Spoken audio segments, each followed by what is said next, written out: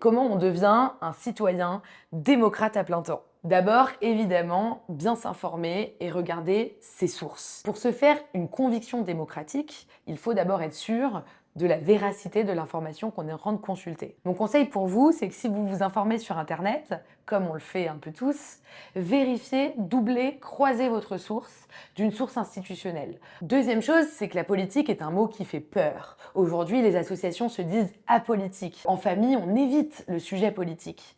Pourtant, la politique, ça veut rien dire de plus que la vie de la cité. Donc je crois que si on veut guérir la crise démocratique, mon meilleur conseil, c'est de se repolitiser. C'est de comprendre ce qui se passe, de comprendre la vie de la cité. Je dis pas que vous devez tous concourir à un mandat aux prochaines élections municipales, mais simplement d'être un peu au courant de ce qui se passe. Par exemple, qui sont les candidats, qu'est-ce qu'ils proposent, quels sont leurs bilans politiques s'ils ont déjà eu un mandat. La troisième cause, c'est que on a tous un peu grandi ici dans le Disneyland de la démocratie.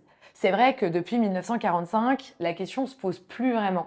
Et pourtant, la démocratie est un concept très fragile. Enfin, je pense qu'on prend un tournant démocratique.